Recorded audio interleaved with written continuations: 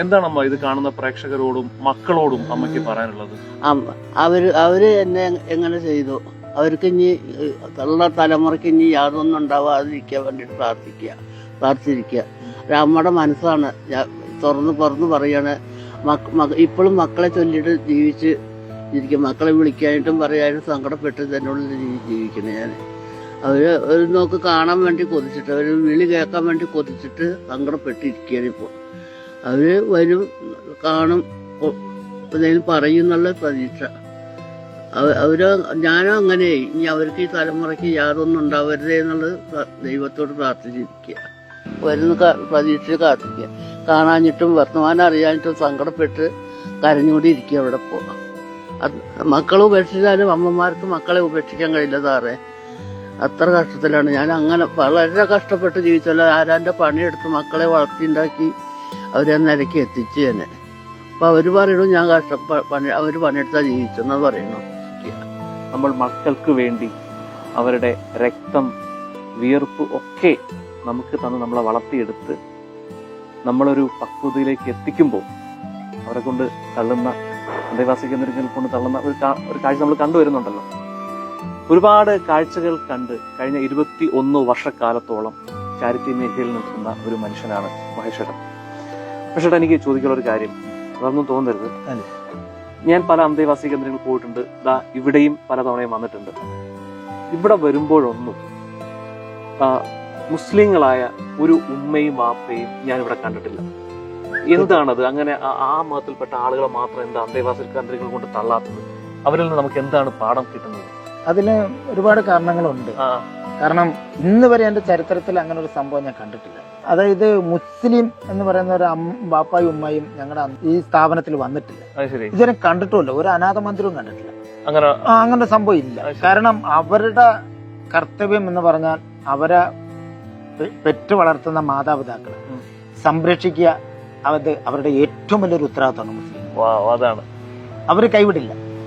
അവരെ എത്ര അധ്വാനിച്ചാലും ശരി, എത്ര അന്ന് നോക്കിയാൽ കേരളത്തിലെ എല്ലാ സ്ഥലങ്ങളിലും ഏറ്റവും മുമ്പെന്നില്ല മുസ്ലിം. അവരൊരു ജോലിക്കാരെ വെച്ച് ആ മാതാപിതാക്കളെ നോക്കാനോ അവരുടെ ഒരു ഹോം നേഴ്സിനെ വെക്കാനോ അവർ ശ്രമിക്കില്ല. അവർ തന്നെ നോക്കി അവരെ പരാലോകത്ത് എത്തിക്കാൻ, അല്ലെങ്കിൽ അവരെ എങ്ങനെ ജീവിപ്പിക്കാൻ പറ്റും, അത് അവർ ചെയ്യുന്നതാണ് മുസ്ലിങ്ങൾ. പക്ഷെ എന്റെ ഈ അനാഥാലയത്തില് ഒരു മുസ്ലിങ്ങളില്ല. കാരണം എന്റെ ഈ ഭവനത്തില് കംപ്ലീറ്റ് സപ്പോർട്ട് മുസ്ലിങ്ങൾ. സപ്പോർട്ട് ചെയ്യാം. ഇവർക്ക് ഇവിടെ വന്ന് കണ്ടു കഴിഞ്ഞാൽ അവർക്കൊരു ജാതി ഭേദമില്ലാണ്ട് അവര് അമ്മ അച്ഛന്ന് വിളിച്ചുകൊണ്ട് ആണ് ഈ ഭവനത്തിലേക്ക് കയറി.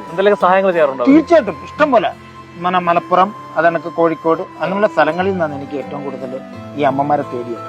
അതാണ് കാരണം ഞാൻ ഈ വളരെ പ്രധാനപ്പെട്ട ഒരു കാര്യം എന്താ സംഭവം എന്ന് വെച്ചാല്, ഒന്ന് ആലോചിച്ച് നോക്കി, ഇവിടെ താമസിക്കുന്നവര് ഒരുപാട് പേര്, ഏറ്റവും കൂടുതൽ ആളുകൾ മറ്റു മതങ്ങളിൽപ്പെട്ട ആളുകളാണ്. പക്ഷെ അത് ജാതിയോ മതവും നോക്കാതെ ഈ സ്ഥാപനത്തെയും മഹേഷേട്ടനെ സഹായിക്കാൻ എത്തുന്നത് ഒരുപാട് മുസ്ലിം സഹോദരങ്ങൾ. അവർക്കൊരു ബിഗ് സല്യൂട്ട്.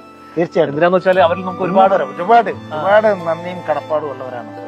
എന്നുവെച്ചാല് ഈ പോയ അടുത്ത സമയത്ത് തന്നെ മലപ്പുറത്തുനിന്ന് ഒരു ലോഡ് അരിയും സാധനവും അതുങ്ങൾ അത്രയും ദൂരെന്ന് ഇവിടെ കൊണ്ടുവന്ന് എനിക്ക് തന്നിട്ട് വളരെ കണ്ണ് നിറഞ്ഞിട്ടാ പോയി. വളരെ സന്തോഷമാണ്. അവർ തന്നിട്ട് അവർക്ക് ഇനിയും വരാം വന്ന് കാണാം എന്നുള്ള ഒരു നല്ല അഭിപ്രായത്തോടെയാണ് അവരൊക്കെ പോകുന്നത്. തീർച്ചയായിട്ടും അവരുടെ ഒരു സഹായം ഇല്ലെങ്കിൽ എനിക്ക് ഏറ്റവും കൂടുതൽ സപ്പോർട്ട് പറയാൻ വാക്കുകൾ എനിക്ക് നിറഞ്ഞ എന്താ പറയാ കണ്ണില് എനിക്ക് പറയാനില്ല അവരെ കുറിച്ച്. തീർച്ചയായിട്ടും എന്റെ ഇക്കമാരൊക്കെ എനിക്ക് ഒരുപാട് സപ്പോർട്ട് ചെയ്യാറുണ്ട്. അതെനിക്ക് ഇത്തമാരും എല്ലാം. അതാണ് ഈ കഴിഞ്ഞ മലപ്പുറത്ത് ഒരു പ്രധാനപ്പെട്ട കാര്യം എന്താ പറയുക, മുസ്ലിം മതം പഠിപ്പിക്കുന്ന ചില കാര്യങ്ങളുണ്ട്, ചില നന്മകളുണ്ട്. മാതാപിതാക്കളെ സംരക്ഷിക്കുക. ഒരു ഖുർആൻ വാക്യം തന്നെയുണ്ട്, നിന്റെ മാതാവിന്റെയും പിതാവിന്റെയും കാലിനടിയിലാണ് നിന്റെ സ്വർഗം, നിന്റെ നരകം എന്ന് പറയുന്നത്. അപ്പൊ അവരെ സംരക്ഷിച്ചേ മതിയാകും. അതങ്ങനെ ചെയ്യണം. അങ്ങനെയുള്ള കുറെ പാഠങ്ങൾ പഠിപ്പിക്കുന്നുണ്ട്. അതിൽ നമുക്ക് ഒരുപാട് മാതൃക ഉൾക്കൊണ്ട് മറ്റുള്ളവരും അത് അനുസരിച്ച് സംരക്ഷിക്കണമെന്നാണ് പറയുന്നത്. എനിക്കും പറയാനുള്ളത് തന്നെയാണ്. മക്കളൊക്കെ ഇവിടെ? മക്കള് നാട്ടിലുണ്ട്. മകളെ കല്യാണം കഴിച്ചെടുത്ത് മണ്ണാർക്കാട് ഉണ്ട്. അവള് ഇതുവരെ ഞാൻ എവിടെയെന്ന് അന്വേഷിച്ചിട്ടുമില്ല, നോക്കിയിട്ടുമില്ല, പറഞ്ഞിട്ടുമില്ല. എവിടെയെന്ന് അവൾക്ക് അറിയില്ല, ജീവിച്ചിരിക്കണ്ടോന്ന് അവൾക്ക് അറിയില്ല. മകൻ ഇടയ്ക്ക് വിളിക്കും, വരും. മകൻ കൊടന്നാക്കിയതാണ് ഇവിടെ. അവിടെ 3 മക്കൾ പഠിക്കാൻ പോവാണ്. മരുമകൾക്ക് ജോലിയാണ്, മകന് ജോലിയാണ്. എന്നെ നോക്കാൻ ആളുടെ വയ്യാതെ കടന്നപ്പോൾ ബാത്റൂമിലൊക്കെ പോയാൽ മുട്ടുത്തി കൊണ്ടാണ് പോയിട്ട് റൂമിലേക്ക് ഇല്ല, നടക്കാൻ വയ്യായിട്ട്.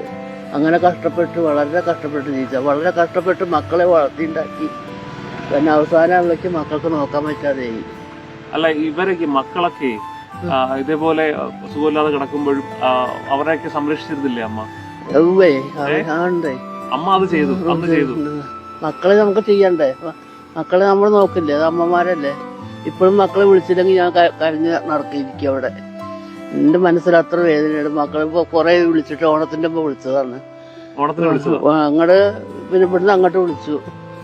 പയ്യ ആഴ്ച വരുന്നുണ്ടെന്ന് പറയുന്നുണ്ടെന്ന് അറിയില്ല. വരുന്ന പ്രതീക്ഷിച്ച് കാത്തിക്കുക. കാണാഞ്ഞിട്ടും വർത്തമാനം അറിയാഞ്ഞിട്ടും സങ്കടപ്പെട്ട് കരഞ്ഞുകൂടി ഇരിക്കുക അവിടെ. ഇപ്പോ മക്കളെ ഉപേക്ഷിച്ചാലും അമ്മമാർക്ക് മക്കളെ ഉപേക്ഷിക്കാൻ കഴിയില്ല സാറേ. അത്ര കഷ്ടത്തിലാണ് ഞാൻ. അങ്ങനെ വളരെ കഷ്ടപ്പെട്ട് ജീവിച്ചല്ലോ. ആരാന്റെ പണിയെടുത്ത് മക്കളെ വളർത്തിണ്ടാക്കി അവരെ നിലയ്ക്ക് എത്തിച്ചു തന്നെ. അപ്പൊ അവര് പറയണു ഞാൻ അവര് പണിയെടുത്താ ജീവിച്ചെന്ന് പറയണു. ആയിക്കോട്ടെ, എനിക്ക് വിരോധമില്ല. വളരെ കഷ്ടപ്പെട്ടിരുന്നു. ഭർത്താവ് ഉണ്ടായിരുന്നു, വെറും കുടിച്ചു നടന്ന് വീട് നോക്കാത്ത ഒരാളായിരുന്നു. തല്ലും കുത്തും ചവിട്ടും കൊണ്ട് അങ്ങ് അതിൽ കടന്ന് മക്കളെ വളർത്തിണ്ടാക്കി ഈ നിലയ്ക്ക് എത്തിച്ചു. ഇപ്പൊ അമ്മേനെ വേണ്ട അറിയും. ഈ അമ്മയുടെ കാര്യം ആലോചിക്കുമ്പോ ഞാൻ വിചാരിക്കും, സമാധാനം എനിക്ക് മക്കളുണ്ടാവാത്തത്, കല്യാണം കഴിയാത്തത് ആലോചിച്ചു ഞാൻ. ഇവിടെ വന്നപ്പോ എനിക്ക് ഈ അമ്മയുടെ സങ്കടം കണ്ടപ്പോ ഞാൻ വിചാരിച്ചു, ദൈവമേ എന്നെ കല്യാണം കഴിക്കാത്തതും കുട്ടികളുണ്ടാവാത്തതും സന്തോഷം അല്ലെങ്കിൽ അതും ഞാൻ സഹിക്കണ്ടേ? സഹിക്കാൻ പറ്റില്ല സാറേ. അത്ര ഞാൻ എന്റെ കൂടപ്പുറപ്പിനെ സ്നേഹിച്ചു. കാലുകൊണ്ട് തട്ടുന്ന പോലെ എന്നെ തട്ടി മാറ്റിയത്. പക്ഷെ എന്റെ ഒരു കൂട്ടുകാരിയുണ്ട്, 2-3 കൂട്ടുകാരുണ്ട്. അവരാണ് എന്നെ നോക്കുന്നത്. ഞാൻ ജീവിക്കാൻ മറന്നുപോയ സ്ത്രീ എന്ന് പറയില്ലേ, അതാണ് ഞാൻ. എന്റെ ചെറുപ്പം മുഴുവനും ചോരയും നീരും എന്ത് പണിയെടുത്തിട്ടും ഞാൻ. അച്ഛൻ മരിച്ചു, അമ്മ മാത്രമേ ഉണ്ടായിരുന്നുള്ളൂ. ആ അമ്മേനെ എല്ലാരും തട്ടി, പക്ഷെ ഞാൻ തട്ടിയില്ല. പക്ഷെ എന്നെ എല്ലാരും തട്ടി. കാണാൻ ഭംഗിയില്ല, പൈസ ഇല്ല, അങ്ങനെയാണ് ഇങ്ങനെയാണ്, കറുത്തിട്ടാണ്, ഇതൊക്കെയാണ് അവരുടെ ഇത്. പക്ഷെ എന്റെ മനസ്സ് വെളുത്തിട്ടാ, അതെനിക്കറിയാം. സങ്കടം ഒരുപാടുണ്ട്. അത് ഓർക്കുമ്പോ എനിക്ക് മക്കളെക്കാട്ടിൽ സങ്കടം. എന്റെ കൂടെ എന്ന് പറഞ്ഞിട്ടുണ്ടെങ്കിൽ എന്റെ കണ്ണിന്റെ കൃഷ്ണമണി പോലെയാ. കൃഷ്ണമണിക്ക് എന്തെങ്കിലും പറ്റുമ്പോ നമ്മളിപ്പോ തട്ടിട്ടില്ലേ അവര് എന്ന് പറഞ്ഞു. ഇപ്പോഴും അതെന്റെ ചേച്ചിമാർ, 2-3 ചേച്ചിമാരെ ക്യാൻസറായിട്ട് മരിച്ചു, ഏട്ടൻ മരിച്ചു. നമ്മളെയൊക്കെ കുട്ടിക്കാലം മുതല്, അതായത് പ്രസവിച്ച് ഒരമ്മ നമ്മളെ പ്രസവിച്ച് ജനിച്ച് ആ അമ്മയുടെ മാറത്തേക്ക് വീണ് വളർന്നു വന്ന് നമ്മളൊക്കെ സ്വന്തം കാലിൽ നിൽക്കാൻ പ്രായമാകുമ്പോൾ, അതിനുള്ള പക്വതയാവുമ്പോൾ, അല്ലെങ്കിൽ അതിനുള്ള സാമ്പത്തികമൊക്കെ വരുമ്പോൾ അമ്മമാരെ ഇതേപോലെ കാണിച്ചേ ഒരേ അന്തേവാസ കേന്ദ്രങ്ങളിൽ കൊണ്ട് തള്ളും, അല്ലേ? അതെ. ഈ പറയാൻ പോകുന്ന കാര്യമുണ്ടല്ലോ, ഈ അമ്മയുടെ മാത്രം ജീവിതമല്ല, ഇവിടെയുള്ള അന്തേവാസി കേന്ദ്രങ്ങളിൽ കഴിയുന്ന ഓരോ അമ്മമാരുടെയും വേദനയാണ് ഈ അമ്മയിലൂടെ നമുക്ക് അറിയാൻ കഴിയുന്നത്, അവർ ഷെയർ ചെയ്തത്.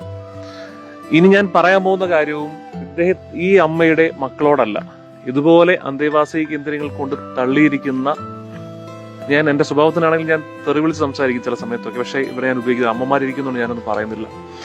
ഈ ശാപങ്ങളൊക്കെ അവർ ശപിക്കില്ല, പക്ഷെ അവരുടെ കണ്ണീരുണ്ടല്ലോ, അത് ശാപമായി മാറുന്ന ഒരു സമയം ഉണ്ടാവും. നിങ്ങളിനി എത്ര കോടികൾ ഉണ്ടാക്കി എത്ര സുഖിച്ച് ജീവിച്ചാലും ഈ അമ്മയുടെ കണ്ണിൽ നിന്നിരുന്ന കണ്ണീരുണ്ടല്ലോ, ഈ അമ്മയുടെ അല്ല, ഇതുപോലുള്ള അമ്മമാരുടെ കണ്ണിൽ നിന്നിരുന്ന കണ്ണീര്, അതിന്റെ ഒരു തുള്ളി മതി നിങ്ങൾ നശിച്ച് വെണ്ണീറായി ഇല്ലാതാവാൻ.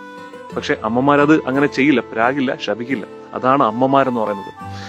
ഇനിയുള്ള ലോകത്ത് ഇത് കണ്ടിട്ടെങ്കിലും നാളെയും മറ്റന്നാളും ഇനിയുള്ള ദിവസങ്ങളിലൊക്കെ നിങ്ങളുടെ മനസ്സിൽ പ്ലാൻ ഉണ്ടാവും. നിങ്ങളൊന്ന് സെറ്റിൽ ആവുമ്പോൾ അമ്മയെ നിങ്ങൾക്ക് വിദേശത്ത് പോകണം, നിങ്ങളെ മക്കളെയും ഭാര്യയും നോക്കണം എന്ന് വിചാരിച്ചുകൊണ്ട് അടുത്ത ആഴ്ച അല്ലെങ്കിൽ അടുത്ത മാസം അടുത്ത വർഷം അമ്മയെ അന്തേവാസി കേന്ദ്രങ്ങൾ കൊണ്ട് തള്ളാം എന്ന് പറയുന്ന, അങ്ങനെ വിചാരിച്ചിരിക്കുന്ന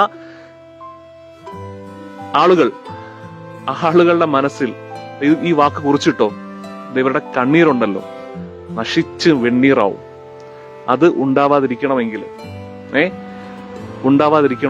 ഇതുപോലുള്ള അമ്മമാരെ സംരക്ഷിക്കുക തന്നെ വേണം. അതിന് എന്ത് നഷ്ടപ്പെട്ടിട്ടാണെങ്കിലും സംരക്ഷിക്കുക. തീർച്ചയായും ഒരു കാര്യം പറഞ്ഞുകൊണ്ട് ഈ ഒരു സ്റ്റോറി അവസാനിപ്പിക്കുകയാണ്. നിങ്ങളുടെ അമ്മമാരെ വൃദ്ധസദനങ്ങൾ കൊണ്ടുപോയി രജിസ്റ്റർ ചെയ്യുമ്പോൾ തൊട്ടപ്പുറത്തുള്ള ഒരു റൂം കൂടി കുറച്ച് വർഷങ്ങൾക്ക് ശേഷം രജിസ്റ്റർ ചെയ്ത് വെച്ചിരിക്കണം അഡ്വാൻസ് ആയിട്ട്. അത് നിങ്ങൾക്കുള്ളതാണ്.